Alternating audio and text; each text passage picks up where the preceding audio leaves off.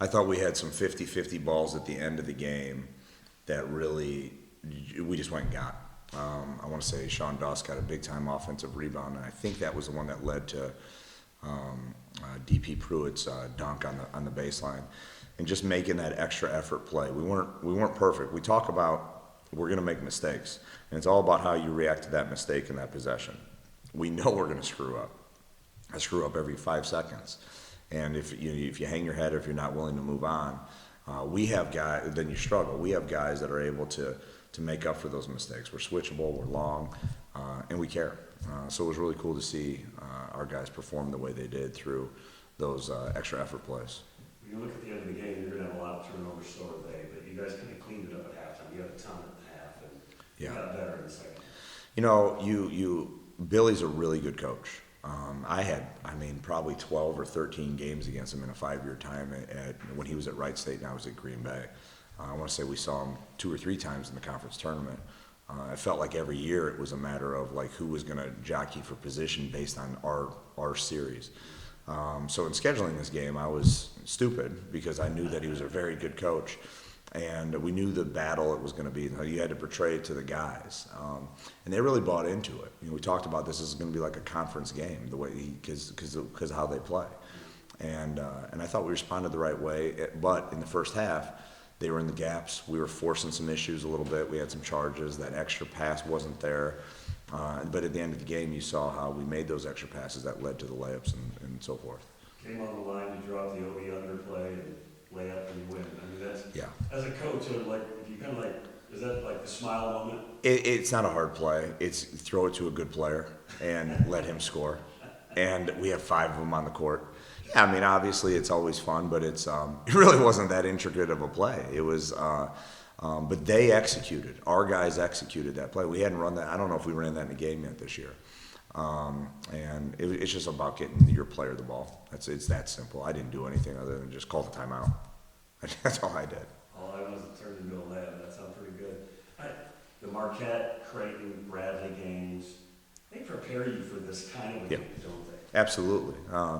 We talked about as a staff, and when you're going through the schedule, we were gone for 3 different times for 5 days apiece.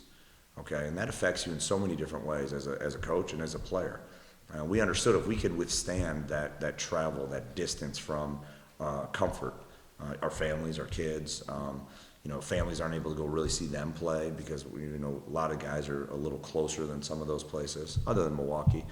But we talked about if we can withstand that and test ourselves, all right, then we would start to grow in the not the X's and O's, not necessarily the development grows a team, and it's been nice because we don't win this game 3 weeks ago. We're not even close. We don't win this game 3 weeks ago, but we did today, so I'll take it. Well, that's what I was thinking about. You get tested, things happen, and you get better. 3-0 at home, that's got to feel great. It's important to defend here. It is, and you see more people coming. Obviously, we have a little bit of a buzz, and I think some people want to it's with what happened with the weather the other day. This community has really shown that they are for one another, and it was it's awful, and we all want to just support one another. And some people are still kind of in their silos, and I understand that because or some people aren't sure. But when we can all come together and just be part of something that is basketball, or just to make us smile for a few minutes when there's real life stuff going on, I think that's where this community has really shown itself, and not just today's game, but just living here for the last several years. There's such great people here, and I think that it's just going to continue to grow over time. Gilliard was awful tough on Rashawn today. He's like a great defender. He's good. He's a good player.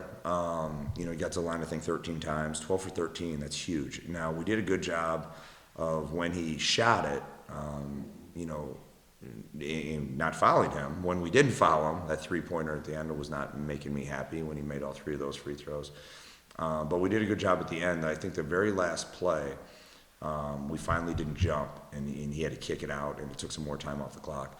But he was denying, he was pressuring, and I think that's what led to a lot of of our turnovers and our lack thereof ball movement. Yeah, I thought his defense was amazing. He's a good player. You guys have a week off. What happens this week? What do you do this week? Finals. Yeah, we have finals. We got some guys logging some heavy minutes, guys coming off injuries, all that kind of stuff.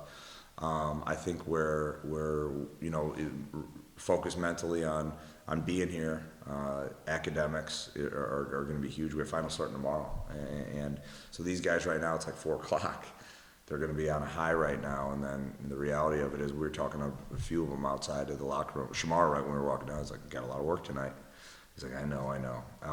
But that's something we take pride in too, hence why we have the highest GPA in school history in the basketball program. I mean, it's all encompassing in how we act and react to every situation that's in front of us. But our bodies will get some rest this week for a few days for sure. Appreciate the time. No, I appreciate you as always.